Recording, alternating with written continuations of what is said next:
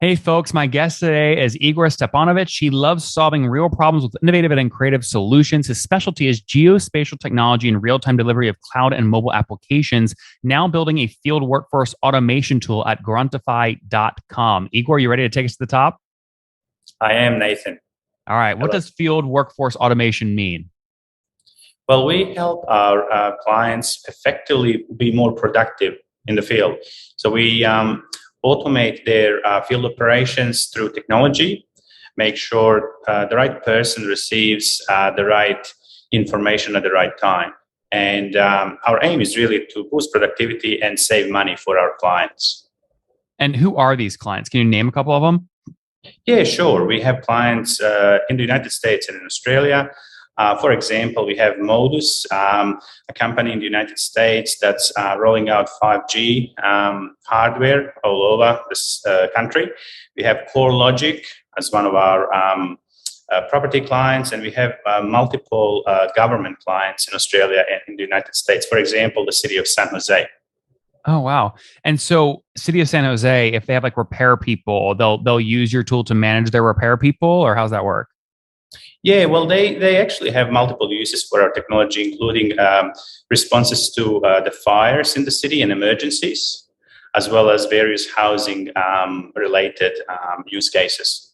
Very interesting. Okay, so what do these companies and cities pay you on average to use your technology per month? Well, look, that varies. Of course, we have a range of planes.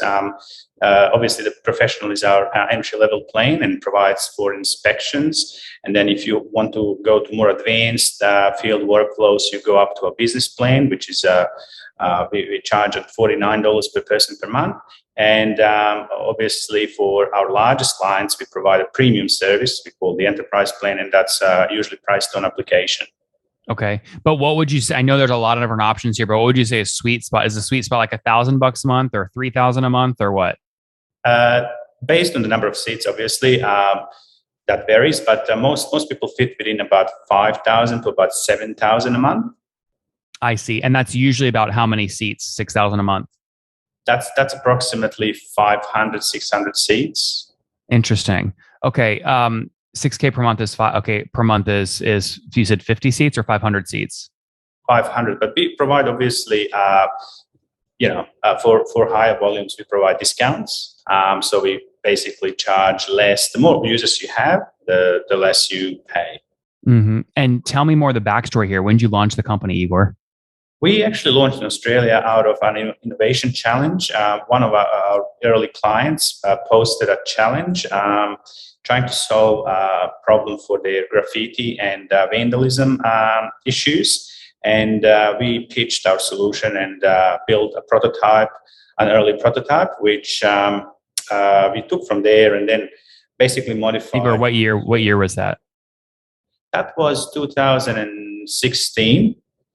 That was the earliest version of Grantify. We are now in version 4 of the platform, and we've expanded and built a lot of the additional capabilities, which of course we didn't have early on. But since our early days, we've expanded across different industries and different geographies as well. And how many paying customers do you have now today? We target, as I said, the predominantly larger clients. So we have about 50, 60 clients. So not that many, but we are currently focusing on the small to medium sized clients. And that's where we see a lot of growth and a lot of interest lately. Oh, what's going on there, YouTube? Good to see you guys. Now imagine this. You love watching these interviews with SaaS founders, but imagine if we took all of the valuation data out from over 2,807 interviews I've done manually. Saves you a lot of time. Well, we've done this. We've built it into the beautiful interface inside of FounderPath. Check this out. I'll show you how you can access this in a second, but you log in, you connect your Stripe account, you see your valuation real time, you can see what it changed over the past 88 days, and even set goals for valuation this year. Now, the secret to valuation is there's many different ways to value a SaaS business.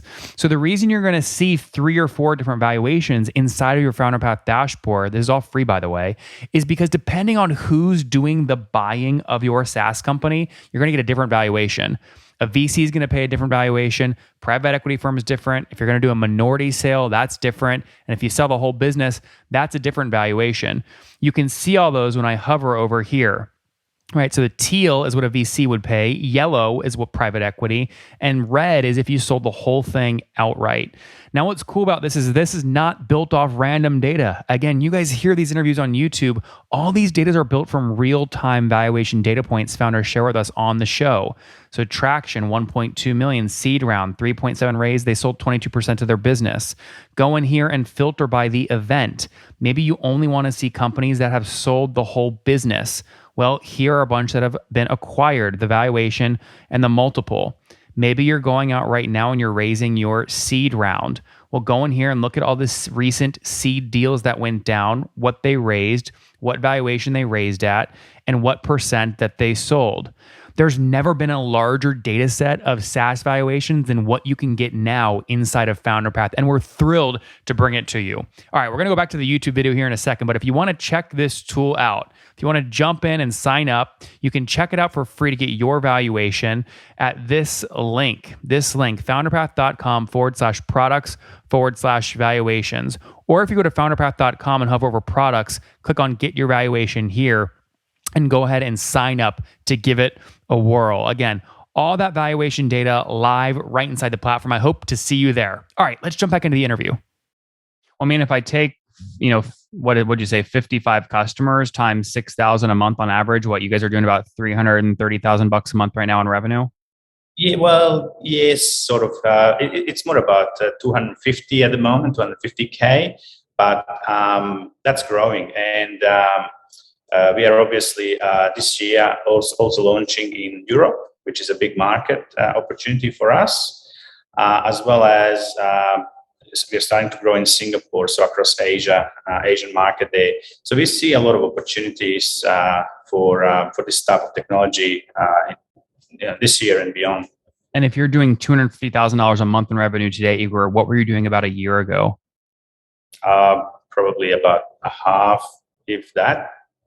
About a half, so $125,000 a month. Yep. And what's driven most of the growth? Is it the current 50 customers buying more seats, or is it brand new customers coming in? Well, actually, we are growing through mostly at the moment word of mouth. So our happy customers are referring us to other customers. We are not investing a lot in marketing and sales, which is something we would like to change this year. We are also investing in our partner sort of program, but the growth is coming mostly through an organic sort of word of mouth growth.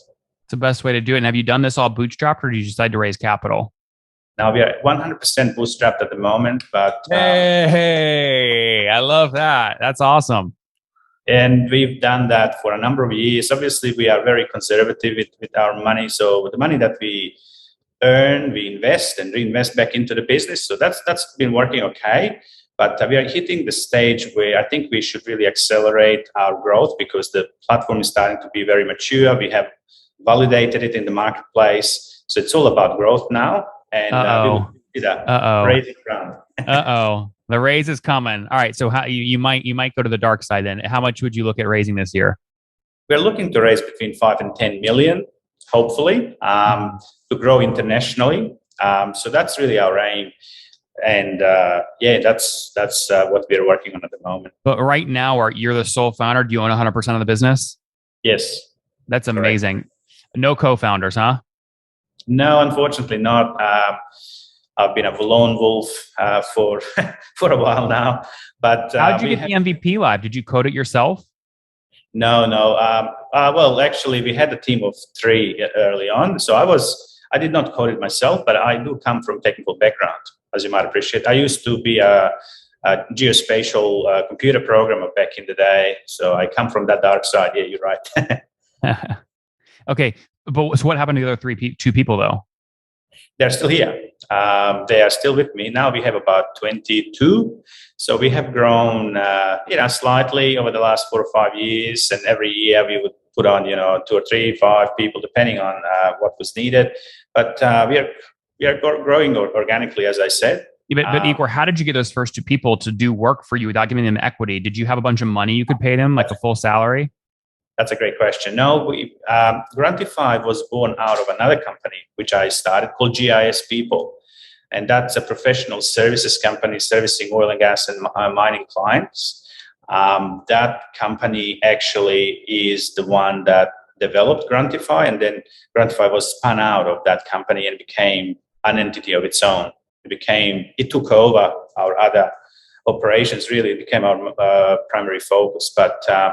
That startup, if you like, was really part of a GIS People business initially. So that consulting business back in 2016, how much revenue did it do that year? Was it a big agency? No, it was about $3 or $4 million at the time. Okay. So we invested part of that, I guess, revenue in this Grantify business because we noticed. We started receiving a lot of inquiries about field operations and helping clients automate their workflows. And we didn't really find a great solution. And so we decided to build our own. And that's how really Grantify emerged. And it went from there. That's amazing. Yeah. So agency, you take the way you are to pay these other two people is you pay them as agency employees and then spun the IP out. You own 100% of the new IP, Grantify.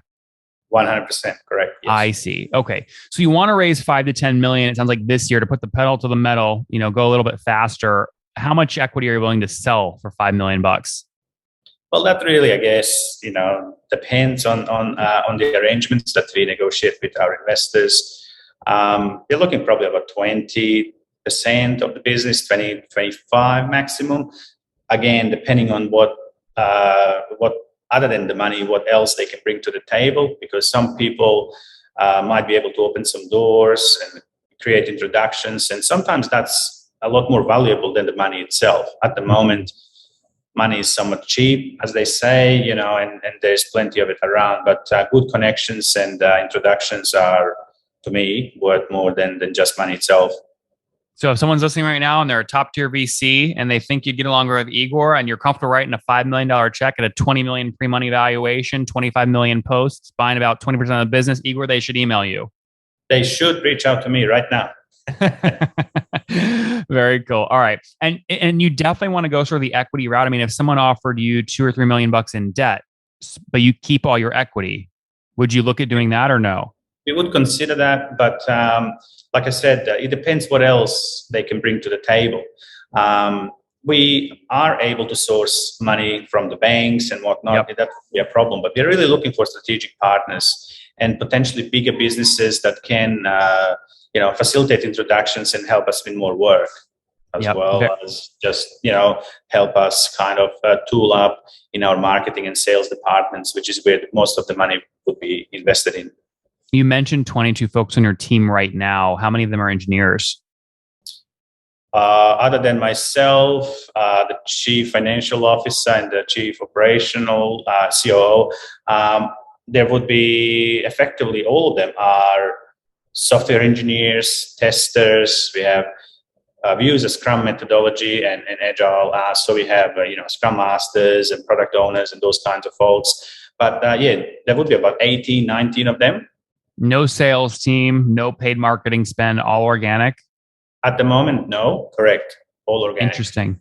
And what's net dollar retention over the past 12 months?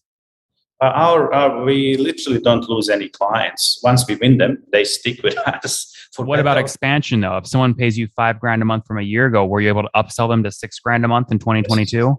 Yes.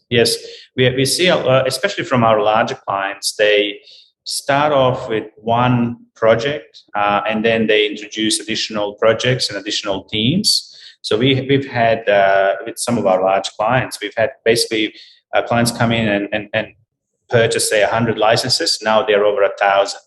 Wow. So it really depends, but most of the clients grow over time quite significantly. Igor, I love this story. Congrats. Let's wrap up here with the famous 5. Number 1, favorite business book. Yeah, well, it's thank you for your nice words, Nathan. Really appreciate it. You bet. Let's wrap up here. Favorite business book, number 1. Look, I don't know. You got me now on the spot. There are so many.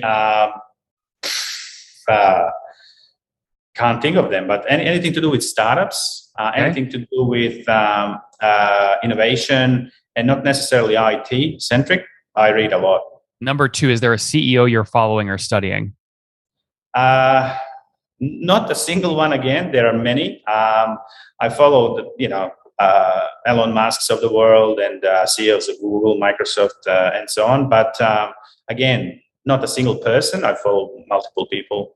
Number three, Igor, is there a favorite online tool that you use to build Gruntify?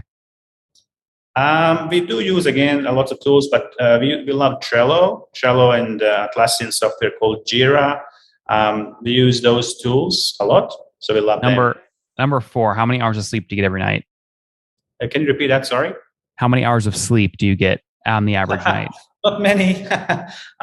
Usually about 6 to 7. That's sort of enough for me. Yeah, I get by. And Igor, what's your situation? Married, single, kids? I'm married with 4 children, live in Australia. Great place. Wow, 4 kids. And how old are you? I'm 46, and so soon to be 47. So heading towards the 50s. Happy early birthday. Last question, Igor. Something you wish you knew when you were 20. Well, I wish I knew how much I didn't know at the time. So, all those things you think you know, and make all those assumptions. So I think I wish I had more of an open mind back then. But I guess you learn as you grow older that, hey, the world is a wonderful place, and there's a lot of things you really don't know. And the more you experience the world, the more you realize how much more there is to know. Guys, Gruntify.com is a bootstrapped SaaS company out of Australia with $3 million in terms of run rate, up from $1.5 million just a year ago. Now saying, it's time to raise and grow faster, targeting a $5-ish million raise at selling 10, 20% of the business. They help customers like Modus in the city of San Jose here in the United States manage their field sales teams. Really sharp technical team of 22, mainly engineers of 18. We'll see what happens next. Igor, thanks for taking us to the top. Nathan, thanks for this opportunity. Take care. One more thing before you go. We have a brand new show every Thursday at 1 p.m. Central. It's called Shark Tank for SaaS. We call it Deal or Bust. One founder comes on, 3 hungry buyers, they try and do a deal live, and the founder shares back-end dashboards, their expenses, their revenue, ARPU, CAC, LTV, you name it, they share it. And the buyers try and make a deal live. It is fun to watch every Thursday, 1 p.m. Central. Additionally, remember, these recorded founder interviews go live. We release them here on YouTube every day at 2 p.m. Central. To make sure you don't miss any of that, make sure you click the subscribe button below here on YouTube, the big red button, and then click the little bell notification to make sure you get notifications when we do go live. I wouldn't want you to miss breaking news in the SaaS world, whether it's an acquisition, a big fundraise, a big sale, a big profitability statement, or something else. I don't want you to miss it. Additionally, if you want to take this conversation deeper and further, we have by far the largest private Slack community for B2B SaaS founders. You want to get in there. We've probably talked about your tool if you're running a company, or your firm if you're investing. You can go in there and quickly search and see what people are saying. Sign up for that at nathanlatka.com/Slack. In the meantime, I'm hanging out with you here on YouTube. I'll be in the comments for the next 30 minutes. Feel free to let me know what you thought about this episode. And if you enjoyed it, click the thumbs up. We get a lot of haters that are mad at how aggressive I am on these shows, but I do it so that we can all learn. We have to counter those people. We got to push them away. Click the thumbs up below to counter them, and know that I appreciate your guys' support. All right, I'll be in the comments. See ya.